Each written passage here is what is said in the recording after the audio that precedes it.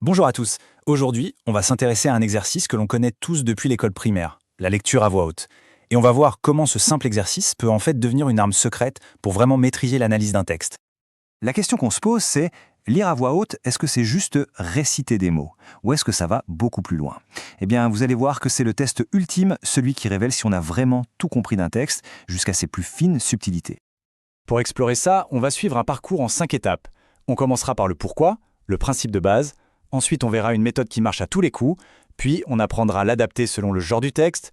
On passera à la pratique avec des exemples concrets. Et on terminera par une synthèse de tout ce qu'il faut retenir.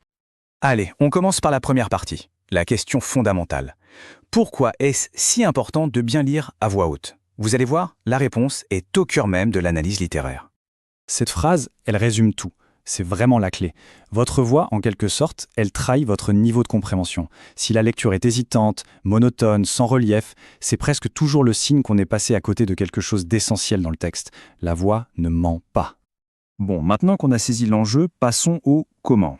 Comment fait-on concrètement pour bien lire? Il y a une méthode, une sorte de guide qui fonctionne pour n'importe quel type de texte? Voici donc les 4 étapes. Pensez-y comme à une recette. D'abord, on observe la structure du texte, un peu comme un détective qui analyse la scène. Ensuite, on s'appuie sur la ponctuation. C'est notre partition de musique. Troisième étape, on joue avec sa voix, on la module. Et enfin, la touche finale, on donne vie au texte, on l'incarne. Avec ça, on a les bases pour réussir n'importe quelle prestation orale. Justement, parlons de la ponctuation. Il faut vraiment la voir comme votre meilleur allié. Une virgule, c'est une petite pause, une respiration courte. Un point, c'est un arrêt plus marqué. Un point d'interrogation, ça fait monter la voix. C'est la ponctuation qui donne toute sa musique, tout son rythme au texte. Sans elle, une phrase devient plate, illisible.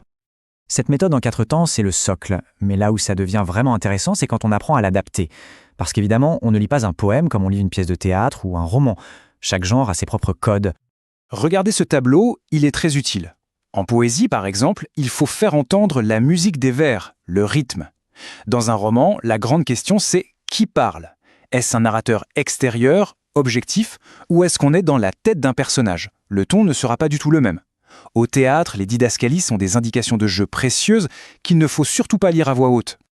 Allez, à cette théorie, on passe à la pratique. Rien de tel que des exemples concrets pour voir comment tout ça fonctionne. On va analyser ensemble 2 extraits très différents. On commence avec un extrait de roman d'Amadou Kouroma. C'est un auteur au style très oral, très particulier. Il utilise souvent des parenthèses, comme s'il nous faisait des confidences, des apartés. Tout l'enjeu ici, c'est de réussir à faire entendre 2 voix différentes avec une seule bouche. Il y a la voix du narrateur qui raconte son histoire, et puis une autre voix un peu plus basse, presque chuchotée, pour ce qui est entre parenthèses. Vous entendez? Le début de la phrase, c'est le récit. Et la parenthèse, c'est comme si l'auteur se penchait vers nous pour nous donner une définition. Pour bien le lire, il faut marquer cette différence. On peut baisser un peu le volume ou accélérer un tout petit peu le rythme, comme pour une confidence rapide. Changement total de décor. On quitte le roman pour le théâtre, avec une scène d'Hervé Bazin. Ici, le défi, ce n'est plus d'avoir 2 voix en une, mais de faire vivre plusieurs personnages. Pour que la scène fonctionne à la lecture, il faut se transformer en acteur. D'un côté, on a le professeur Patagos, avec une voix sûrement posée, un peu théâtrale. De l'autre, on a le public, des voix qui viennent interrompre, questionner. C'est un véritable dialogue, un ping-pong vocal qu'il faut créer. Il faut vraiment imaginer la scène, la voix du professeur qui maîtrise son effet. Et tout à coup, une voix de femme qui l'interpelle, sans doute plus aiguë, avec une pointe d'ironie. Il faut être capable de passer d'un personnage à l'autre instantanément. Chaque réplique doit avoir sa propre couleur, sa propre intention. Bon, on a vu pas mal de choses, c'est le moment de récapituler, de synthétiser tout ça dans une sorte de fiche mémo, une checklist à garder en tête.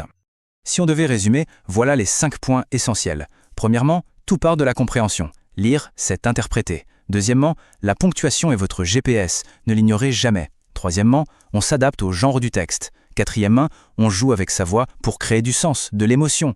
Et enfin, le but ultime, que la lecture paraisse fluide, naturelle, que l'auditeur comprenne sans avoir à faire d'efforts. Finalement, ce qu'il faut retenir, c'est que lire à voix haute, ce n'est pas une corvée, c'est un pouvoir.